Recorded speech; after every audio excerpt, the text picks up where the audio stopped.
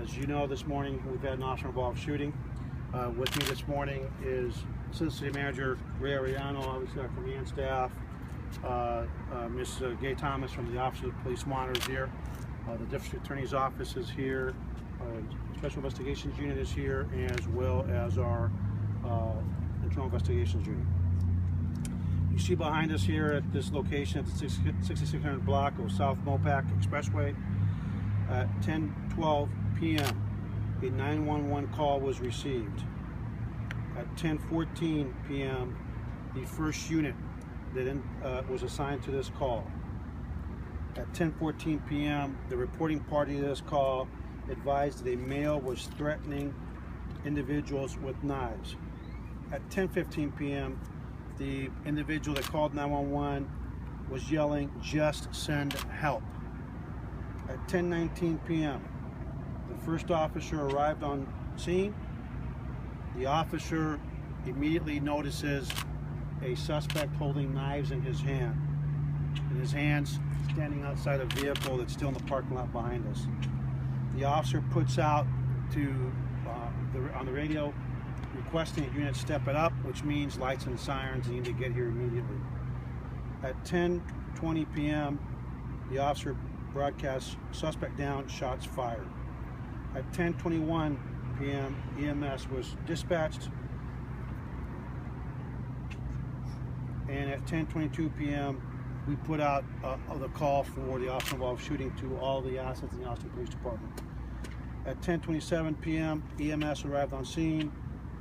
I will say that our officers, which is something I'm very proud of, despite the fact that this man was attempted to assault an officer with knives, immediately started life-saving tactics on him, trying to save his life. EMS arrived on scene, and at 10:40 they took off. At about 10:40 with CPR in progress. At 10:49 the suspect was pronounced dead. What occurred in this incident, when our officer arrived on scene, he sees a male white suspect who's a 29-year-old white male with two knives standing by a vehicle believed to belong to the suspect. The suspect had two knives in his hand. The officer sees the suspect with his knives in his hand. He puts out again to the unit, step it up, which means respond lights and sirens. Other members of the Austin Police Department patrol assets started responding. The officer then tactically backed up his patrol car a short distance to create space between him and the suspect. The officer then exited his vehicle with his long rifle, his AR-15 or M&P 15. Then the suspect was facing the officer. The officer gave him commands to drop the knives. I can tell you the officer did so in a forceful but calm manner, gave several commands.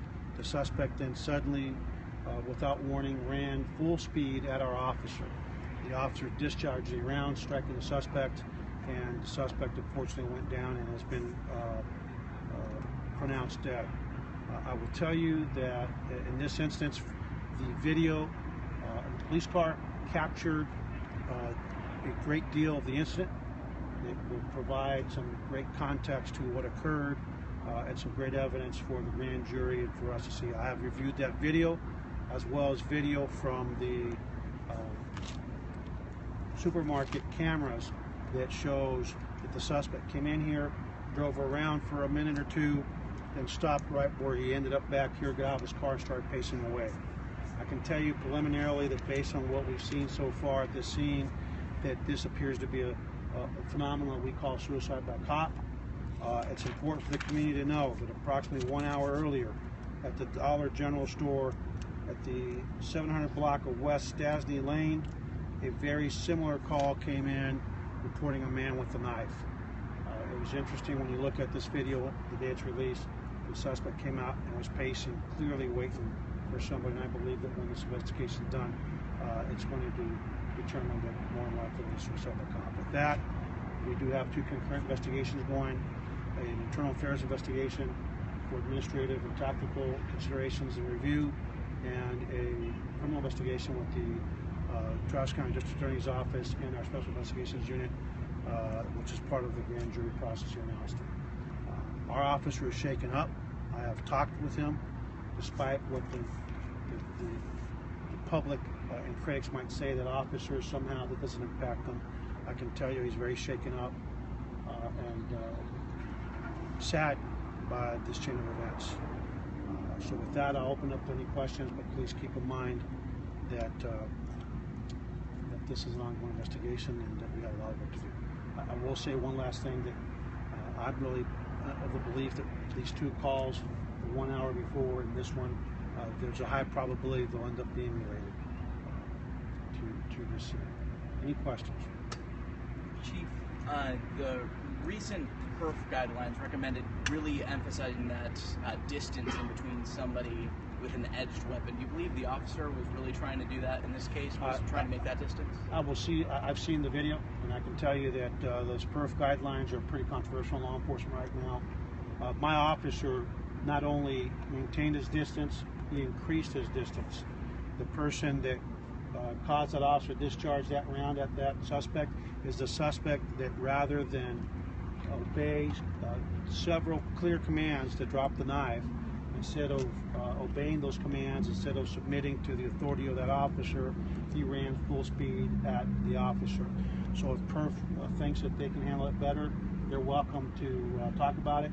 But I can tell you, when somebody's running at you with a knife and you run full speed with what appears to be two knives in your hands at a police officer, there's a good chance that you're going to get shot. Any other questions? Yes. Any other questions from the media? How many officer-involved shootings have there been up until this point this year now? I believe this is our 5th officer-involved shooting of the year. We've had about, I think this is our 4th, it seems like one a week for the last 4 weeks. We've had 2 officers shot. We've been very fortunate that, despite the fact that we've been assaulted several times this year already, this is an assault with a deadly weapon. The deadly weapons being knives on a police officer. We've had 2 officers shot. I'm really concerned about the uptick in violence against law enforcement. If you look at the national level, there has been an alarmingly large increase in the felonious murder of police officers throughout the nation. We've had more officers killed this year, significantly higher numbers killed this year, and so I'm worried. If you look at that SWAT call-out that we had, we're very fortunate that we only had 1 officer shot, and we're very fortunate that we didn't have any officers killed. Officer Perez, you all know, we had out there in the on West Street, where that suspect that was burglarizing vehicles shot him right underneath the vest. We're very fortunate. I can tell you that those 2 officers are recovering, but it's a painful and it's a long process. And there's just, as tragic as these things are, I think the silver lining is that we haven't lost any innocent lives in terms of police officers that have been assaulted. Any other questions? Chief, can you speak to the locations? I mean, the dollar store, the Randalls, were they open? How are the employees doing? I mean, more people could have gotten hurt by the troops. Yeah, I mean, you know, we actually have civilian witnesses to this officer-involved shooting, just like we had witnesses to the Perez shooting, and it's very traumatic. You know, they feel very badly for the officer that was placed in that position.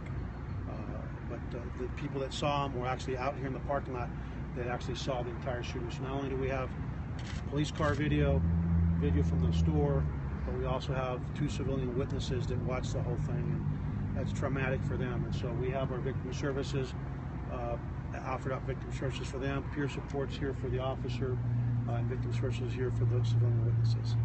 Can you tell us more about the officer involved? You know what? Let me put on my glasses. I'm not sure. 4.5 years. The suspect is a white male, 29 years of age, and the officer has been on for 4.5 years. And I can't tell by looking at him what he is actually. I don't know if he's Hispanic or white. Anything else? Could you point out where the shooting happened? Happened right behind us. Right behind that car. Is So he the never suspect's went in vehicle still on scene? Suspect's vehicle still is on scene. Can you show us which one that is at this point? You can't see it. It's all behind. Oh wait, the headlight's right over there. Okay. The door open. Yeah. And then, You know, normally we wouldn't let you guys this close, but you know, this is a pretty secure location, so that's why I let you in a little closer than usual. We'll take one last question. Chief, do you know? I know that you said the officer called for backup. Do you know how far away the backup was when this happened? You could hear the sirens coming on the video when you said step it up. So, Thank you. this is something this man's, our officers have to live with this for the rest of his life. And again, I think when everything's said and done, this will end up being a suicide by cop. Thank you all. Okay, that's all.